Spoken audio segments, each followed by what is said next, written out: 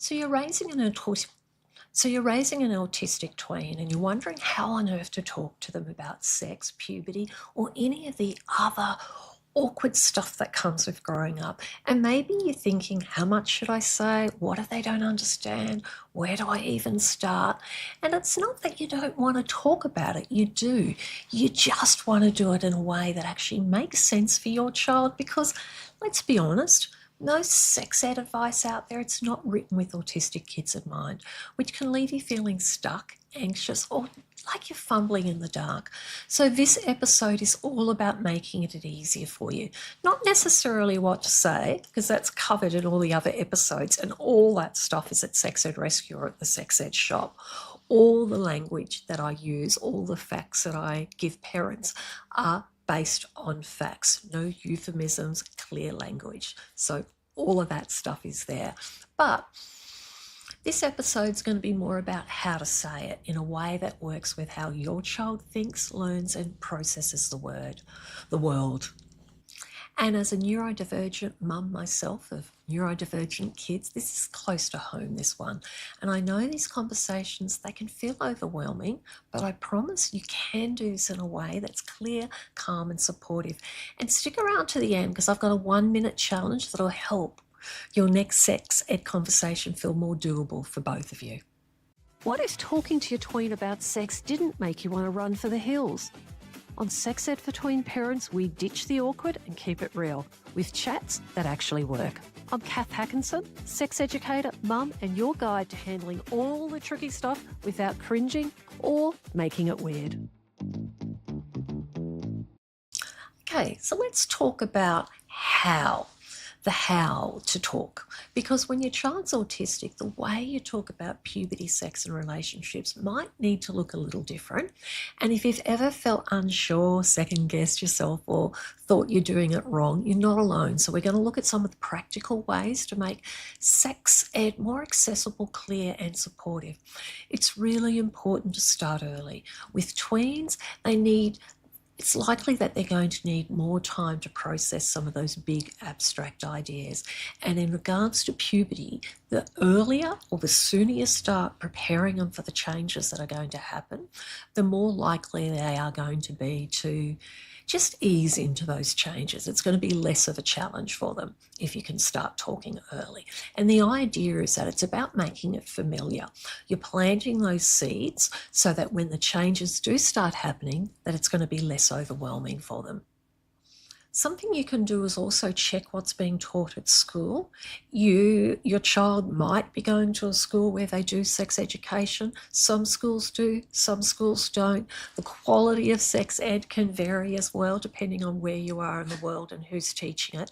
But if you know that it is going to happen at their school, sorry, I've got a dog coughing up behind me. What you can do is find out what they actually do cover in that curriculum and when they're going to cover it. And that way, what you can do is prepare your child. You can let them know that one of the things they're going to be doing at school soon is talking about puberty. So you could start reading some books with them and just get them prepared for it. And then when it does happen at school, you can then check in to see that they understand what's going on.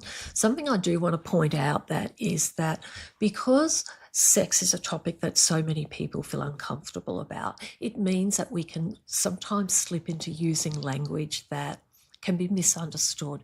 So the teacher might talk about making love instead of having sex or sexual intercourse. So, and they will humour and they will make jokes, or they might use slang about blowjobs rather than saying oral sex or explaining what it actually is. So that's just something to be very aware of, is that it may get taught in a way that can be easily misinterpreted by an autistic tween. Also, school lessons move fast and your child might miss some of those details or interpret things differently as well. You've got to remember school curriculums are busy and they're constantly getting new stuff dumped on them that they have to teach. So sex education might be just a 1-hour lesson. And as we know, that's not enough. Now, something else that you're going to have to do, and look, it doesn't matter if your kid's neurodivergent or neurotypical, is that you're going to have to repeat stuff and you're going to have to repeat it over again. Repetition just helps to build that understanding, and hearing something once doesn't mean that it's clicked. So you might have to say it 5, 10, or even 20 times, and that's okay. Again, it's important to use that clear, literal, concrete language. So we're not talking about vague stuff like pointing down there or making love. We're using words like penis, vulva. We're talking about sexual intercourse or masturbation. And it's helpful also if you can avoid metaphors like your voice is breaking, which could sound like a medical emergency. And also, I'm a big believer in explaining slang because they're going to hear it. So I think it can be helpful if we can explain what some of those other words are, like boobs for breasts or boner for erection, so that they're not confused when they're hearing it. The other thing you need to do is make sure you're not assuming that they understood. So nodding doesn't always mean comprehension. And also, some tweens might struggle with interception as well. So they might not even feel or notice some of the changes that are happening in their body. So this is about checking in and getting them, if you're talking about something, get them to explain it back to you in their own words. It's also important to talk about gender and sexual diversity. Research tells us that autistic people are more likely to be LGBTQ, or they're more likely to be asexual or gender diverse. So what that means is you can't assume that they're going to be heterosexual. So if your child is a boy, you can't assume that he's going to be sexually attracted to girls. And if you've got a daughter, you can't assume that she's going to be sexually attracted to boys. So we can't make those assumptions because we don't know. The other thing is also gender.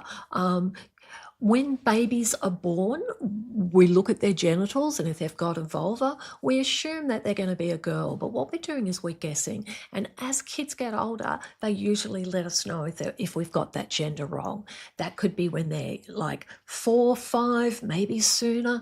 Some let you know when they're tweens and teens, and some don't notice until much older. It's very different for every person.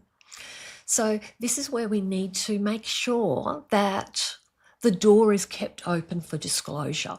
So you might be watching a Disney movie, Cinderella, and Cinderella falls in love with the prince.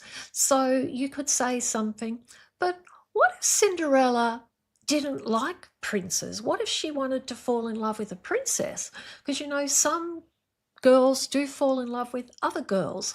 So just talking in that way just lets kids know that you're aware, and it just keeps the door open so that they can disclose to us if there's any sexual or gender diversity. And it's just about letting them know that when they grow up, they might be attracted to boys, they might be attracted to girls, they might be attracted to both, or they might be attracted to neither, and that's okay. And look, don't get too caught up on the jargon with all this sort of stuff. There's articles over at Sex Ed Rescue which will simplify a lot of this stuff for you as well. Jargon constantly changes as well. So I just want to reassure you with this one that some parents worry that by talking about it, that they're pushing it, and it's not. It's about just letting kids know that the world is diverse and there's lots of differences out there, which means they're going to be more accepting, less likely to discriminate others for being different, and they're also going to be more accepting of their own differences as well. And talking about it just lets them know that it's safe to tell us. Now, something else that I want to talk about is private. It's really important that before puberty and sexual feelings start happening, that they have a very good understanding of private and public. So which parts of the body are private, which parts aren't. Private places, which can be bathrooms and bedrooms, private behaviours, which can be sex, picking your nose, fartings of private behaviour, going to the toilet.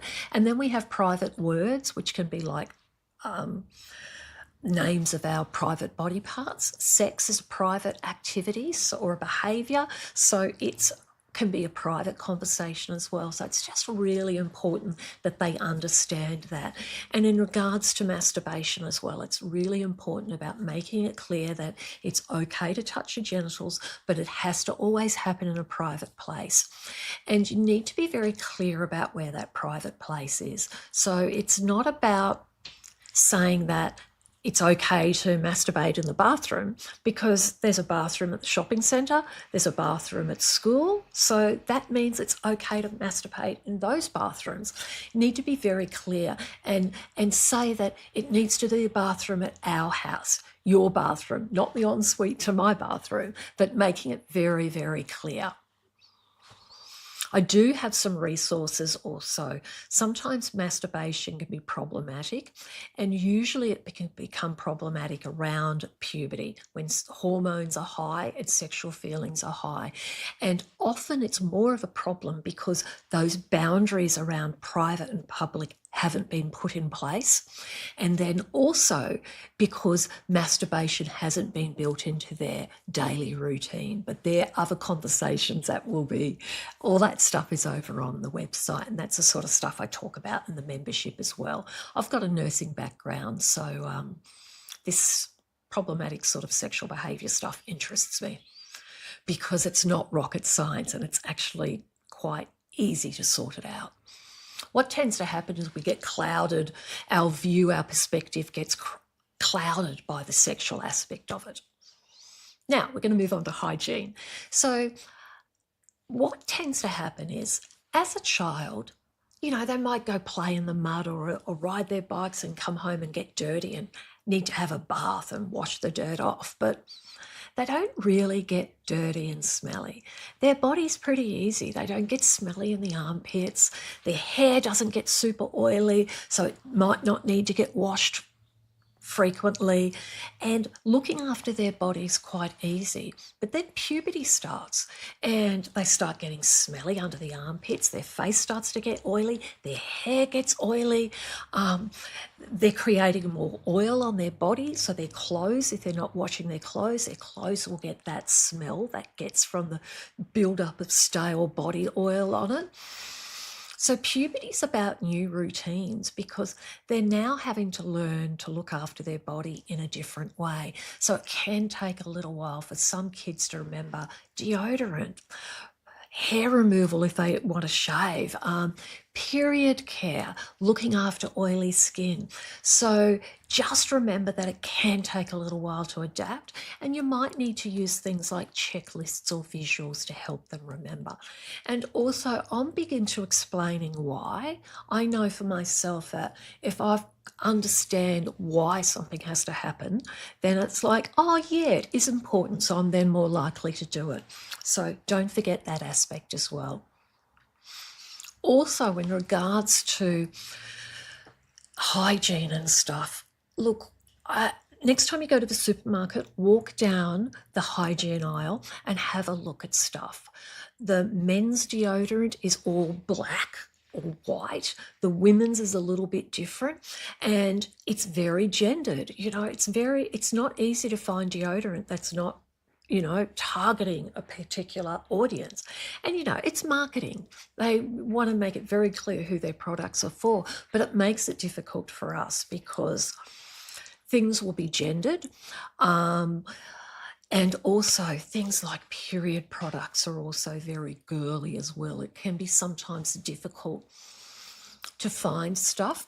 Something that can sometimes help though is if you, depending on your child, but sometimes finding gendered stuff can be helpful.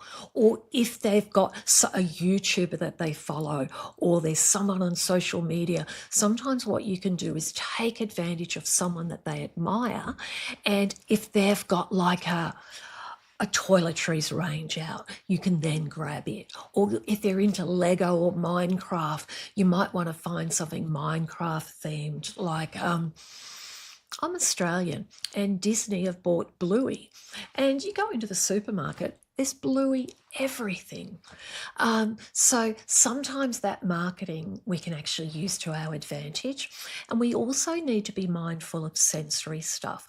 Now, the world's a changing place, and marketers, people who create a lot of this stuff, are realizing that there's this huge untapped audience of people with different needs. So what you might need to do then is look for like fragrance-free deodorants or shampoos that aren't so strong in a perfume. You might need to find if in regards to a face cleanser or a deodorant, like they might find that a stick one leaves things feeling sticky in their armpit, but then they don't like the noise and the overspray that can happen with a spray one. So sometimes you've got to try different types of products to find the right one for them. And if you find that they're resistant to something, like they're resistant to washing their hair, be curious and try find out why, because there's probably a good reason behind that. And then once you know the reason why, I'll give hair as an example. Maybe your child doesn't like washing their hair and you're noticing that it's looking greasy. They're a tween or a teen, and you know that kids can be cruel. And other kids will be starting to notice, and there's a good chance that they might be getting teased. So you might say, well, you know, you need to wash your hair or the other kids will start teasing you for being dirty, and your kid might turn around and go, well, I don't care what other people think, which is on the cards. So what that means is nothing really changes because you don't know why they're resistant to it. So if we can be curious, we can then ask questions and say, so I've noticed that you don't like washing your hair. So do you know why? You might need to prompt them. You might need to say, is it because it gets in your face and it gets annoying? And they might say, yeah, because when I wash it, it drives me mad. It's in my face all the time.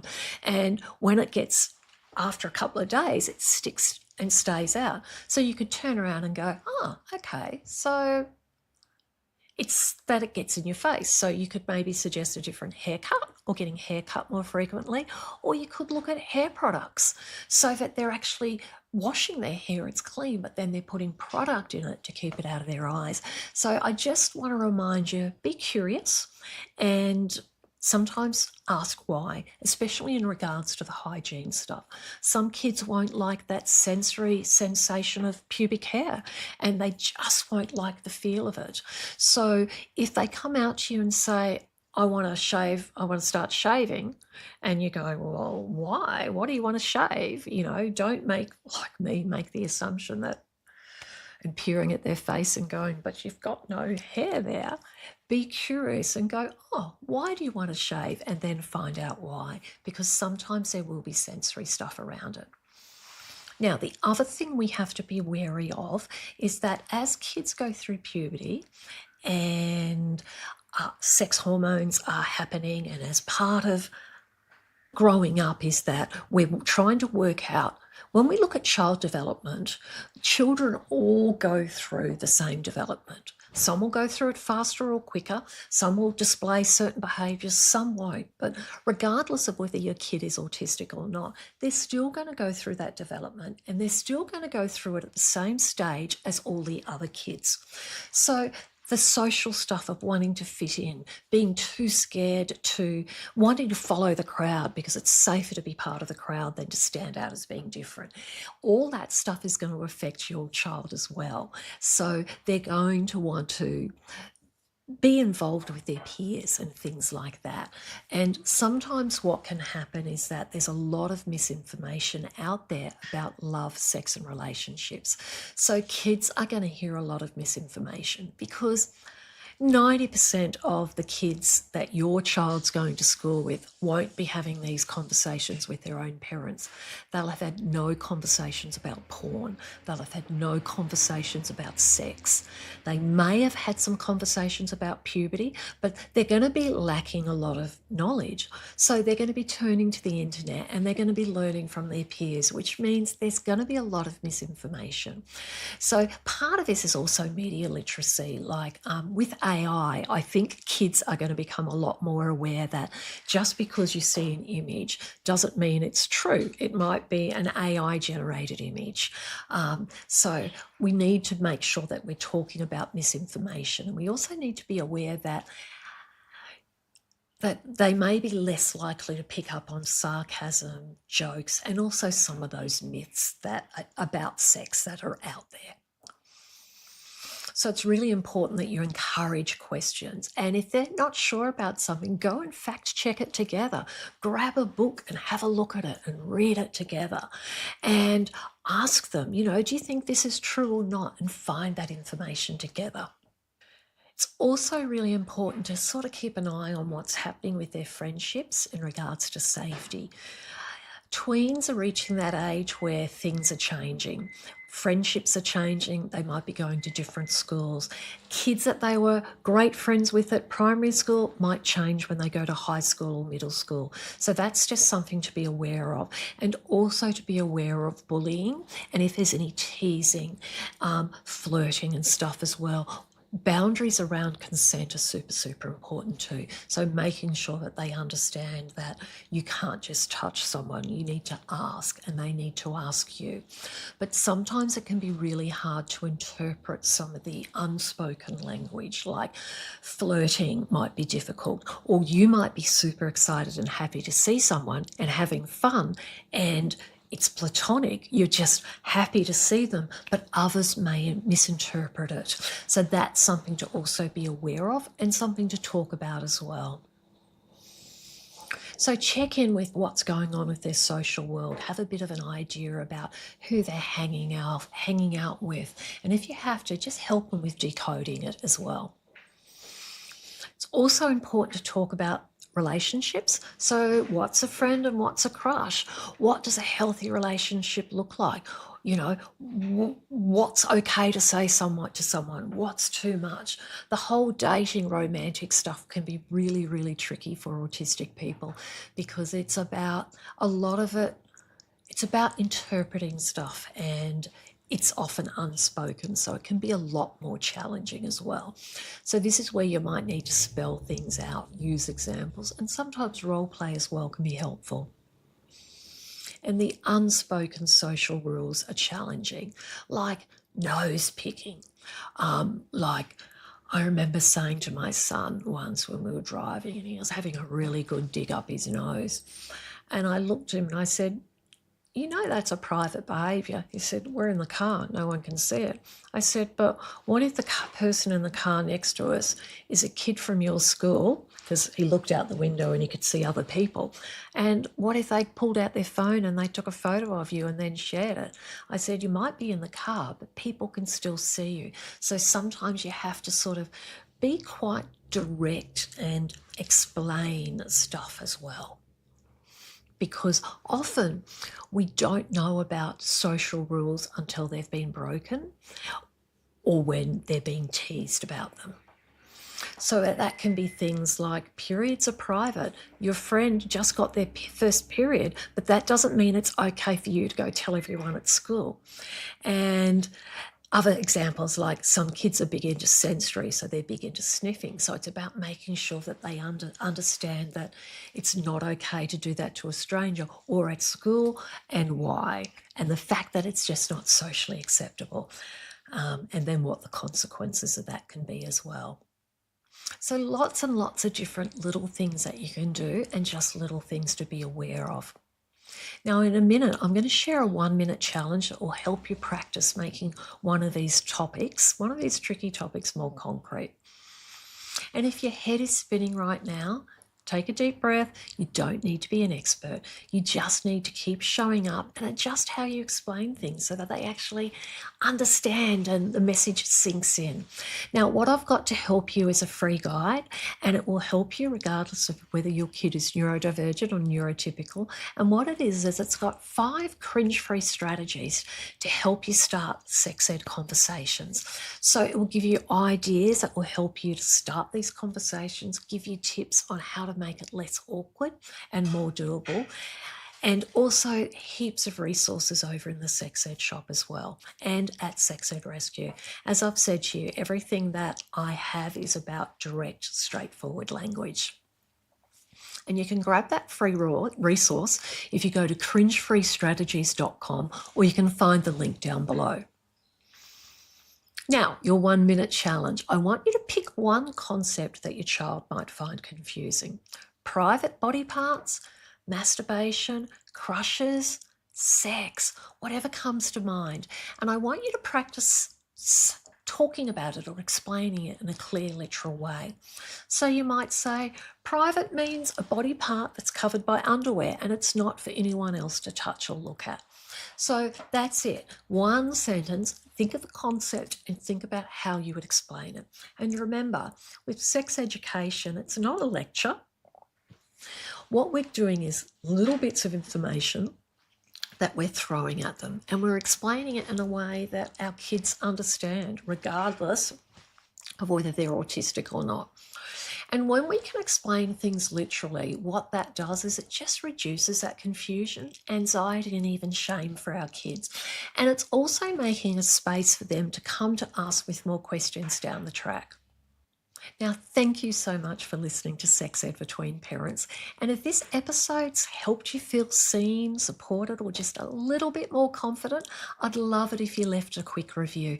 Helps more families raising autistic and neurodivergent kids as well find the support that they need. And the resource, if you go to cringe-free-strategies.com, you'll find it. Happy talking.